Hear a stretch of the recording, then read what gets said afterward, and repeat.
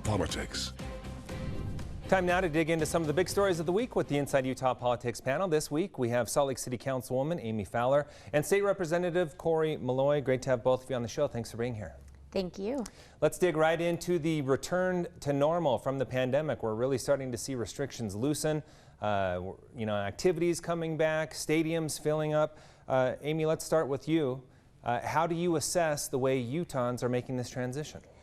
You know, I think that we are doing the very best that we can. I think that people are still, at least in Salt Lake City, what I've noticed are people are still being cautious and making sure that they're staying safe. But I think people are anxious to get back to something a little more normal than what we've had over the last year.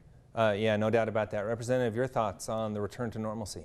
Oh, it's very, very exciting to see everybody feeling the relief of the restrictions. And people are just smiling. It's nice to see everybody smiling.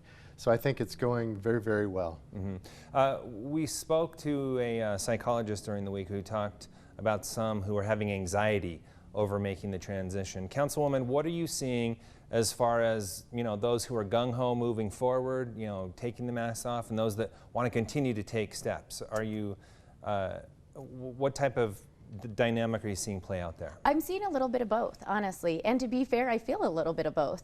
I feel a little bit nervous to re-enter society and have to go to court when I have a hearing and what it's going to look like when we start going back to in-person city council meetings. We still haven't done that. It's been over a year and we still haven't been there. So I can understand people being nervous. And I think what we're seeing is really just, again, like I said, some of that caution, still being cautious and excited. We still want to keep people safe and make sure that we don't have a return of what we saw last year. Yeah, and I think it kind of depends on where you are on what we're seeing. I think some people in Salt Lake City potentially are being more cautious than others in the south end of the county and also where you live in Utah County. Representative, what are you seeing with the dynamic there? I'm seeing the same thing. I actually visited a fourth grade school this morning and visited with them, and they were asking a lot of questions, and some of the students still were wearing masks and a lot of the students weren't because we're in that final week of school, and I think everybody was very, very comfortable, very respectful for each other, and so I think that's what I'm seeing is there's a lot of respect for those that are still being very cautious, and a lot of people are just really relieved that we're able to move beyond some of these restrictions. Okay, last question on this topic before we move on. Are we taking the appropriate steps? Is this where we should be right now, or should we be more cautious right now, or even less cautious? Councilwoman. I think that at least in Salt Lake City, we're at a comfortable medium of where we should be. I think that we've seen the numbers that we're increasing our vaccination rates within Salt Lake City and Salt Lake County, and that is certainly helping our numbers stay at least a moderate level. We are seeing some increase, and so I hope that people take this and have some caution on their own. But I think that we're probably where we should be. Mm-hmm. Representative, is this where we should be, do you think? Moving forward in the right direction? Most definitely going in the right direction. Personally, I'd like to have seen it a little earlier. I think we could have done it a little earlier, but it is what it is, and we're at where we're at. And I think the people and the organizations that want to continue to have precautions, that's fine and that's appropriate. And so I think we're in a really good place right now, and hopefully we can continue to do that. Okay, one thing I wanted to get into with the both of you, giving your elected positions, is the relationship we saw play out between those elected officials within our capital city and those elected officials in the state.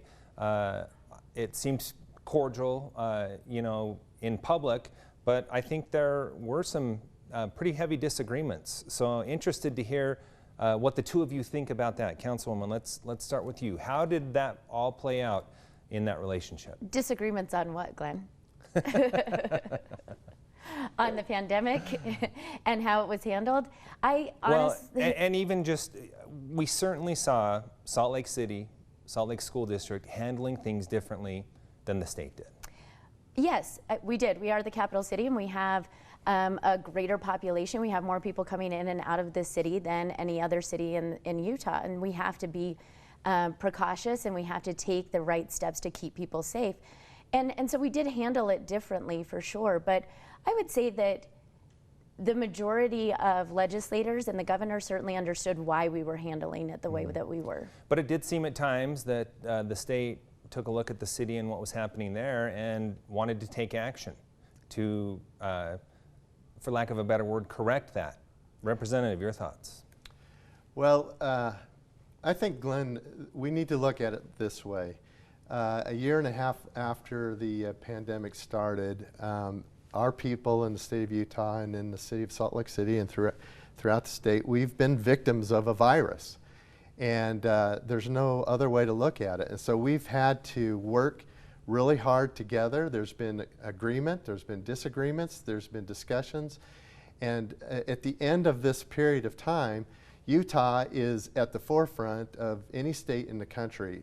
Just about any way you look at it, Utah has done a remarkable job in coming through the pandemic in every single area. And I think we have to remember that and remember that everyone has played a part in that. The state has played a part, the city has played a part, the county has played a part, and certainly the people of Utah have played a part in that. Councilwoman Fowler, at any time, did you and your colleagues at the city level feel like the state was overreaching?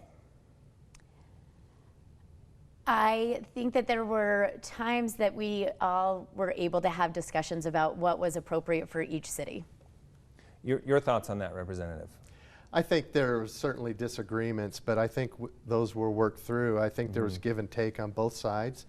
And I think certainly the city of Salt Lake City contributed greatly to some of the outcomes that helped the people get through this, and vice versa. I think the state was able to do some things, and not everything was easy, not everything was comfortable, but I think in the end it's really been a benefit overall for the people of Utah. Okay, one last thing on this real quick. Let's take a look at the school districts. Now that we're looking back at it, are you okay with how all that played out with individual districts able to make their own decisions, Councilwoman? Even though they were very different, you know, in some areas where you cross the street, the rules were different from the other side of the street. Honestly, I wish that we would have had more universality. I just made that word up.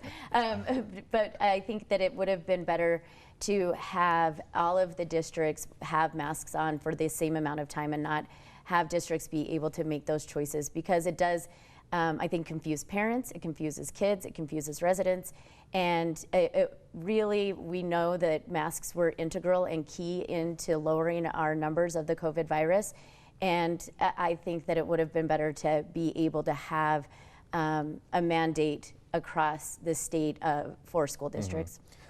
Your thoughts on that, Representative? We all remember the one point in time with the teacher bonuses that you and your colleagues came out with, and that was a conflict between the Salt Lake City School District and others. So your thoughts there?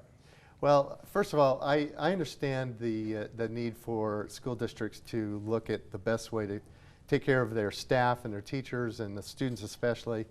But I think there was a real move to try and do everything we can to allow students throughout the state to have the best education possible, even in the midst of a pandemic, which was a combination of virtual learning, learning at home, mask wearing, taking all of the proper precautions, and trying to do as much as possible to get them back in the classroom.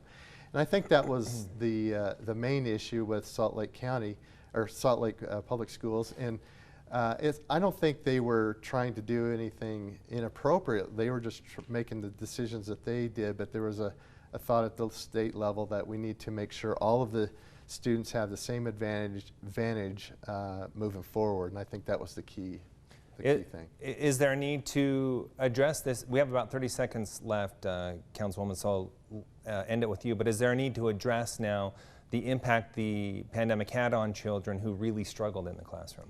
Oh, definitely. I mean, we definitely saw that children in probably all districts, but we certainly saw it in Salt Lake City, are falling behind, and we're going to need to address that.